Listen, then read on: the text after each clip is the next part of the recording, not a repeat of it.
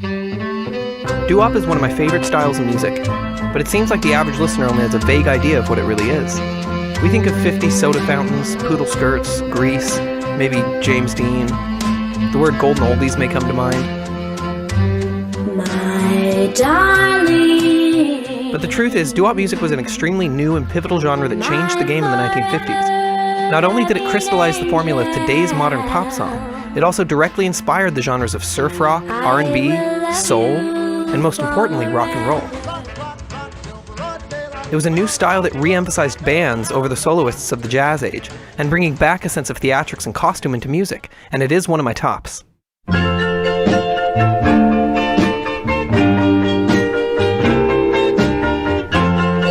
that's enough of that.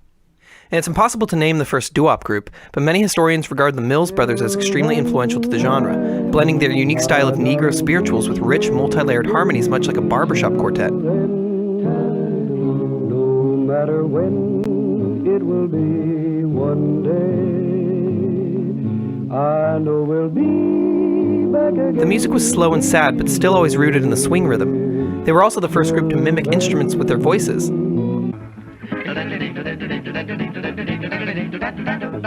They used onomatopoeias, replacing bass and drums with various nonsense words. Orchestrated scatting. Now technically, doo-wop proper is said to have started in the late 1940s in New York, Philadelphia, Chicago, and LA. Groups of young black men would gather to sing on street corners and subways and school locker rooms, wherever they could be heard, and with nothing but their voices.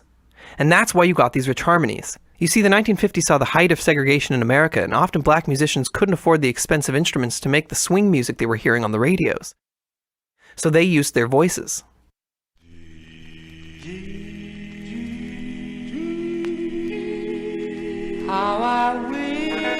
The effect was breathtaking, and almost overnight, the phenomenon of young vocal groups was catching on in cities all over the US. And by no means was this just a boys' game. Groups like Patti LaBelle and the Bluebells, the Bobettes, and the Chantels were becoming just as popular. These were not big label artists with big productions like Sinatra or Judy Garland. These were independents that operated out of local storefronts. Each city had these vast pools of untapped talent made up of mostly 17 and 18-year-old kids. They were reviving the Mills Brothers' technique of using goofy nonsense words for rhythmic punctuation. And sadly, most of them were badly exploited by the record industry.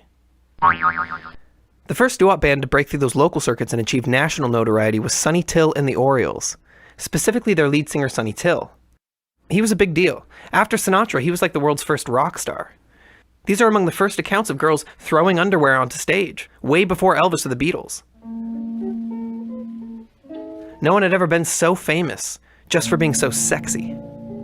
Does she love me? It's too soon to know. Can I believe it when she tells me so? Is she fooling? Is it all a game? Am I the fire or just another flame? Oh, when you listen to early doo-wop, you can tell it was written for an older audience, even if it was embraced by the youth. The music was slow and jazzy. They sang about the moonlight, love loss, and painful memories. And as in the tradition, it featured lush, multi-layered harmonies. But soon, more instruments were being featured. Initially, they kept it pretty simple with drums and piano brought to the front of the mix. And eventually, it was common to hear full orchestras on a doo-wop record. A perfect example is the 1954 hit My Memories of You by the Harptones. They recorded the song again in 1956, and the two recordings perfectly illustrate the difference between early and mid-era doo-wop. All I have to give me is my memories of you. I sit alone at night and wonder what did Pianos, drums, even sax. As the mid-50s rolled along and doo-wop's popularity spread, it soon found a new audience in both white culture and, more importantly, in the teenagers of America. The formula was replicated all over the country.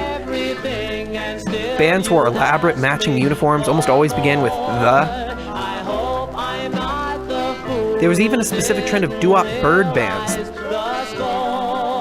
The ravens, the penguins, the orioles, the swallows, the flamingos, the crows, the larks, the blue jays, even the OJs. It just goes on and on. Gospel, we learned how to hum before we learned how to sing. You know, my mother used to go, Said, whoa. Oh, you know the bear will be gentle. You know the wolves gonna be so tame.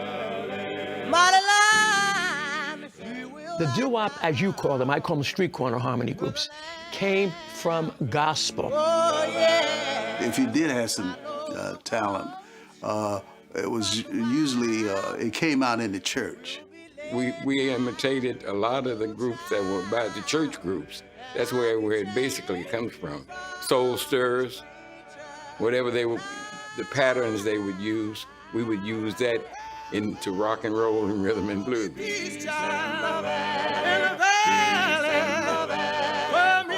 My mom was a gospel singer, and through that is where I met Sam Cooke, and he sang with a group called the Soul Stirrers. So I got to meet a lot of wonderful gospel singers. And my mom used to take me around to all of the churches and places she would sing in the tri-state area. So I would sit there and listen to her and listen to them sing, and I got very inspired. I would listen to the High-Lows, which weren't really a doo-wop group necessarily, but they were a male vocal group, the Swan Silvertones, and groups like that were gospel in nature.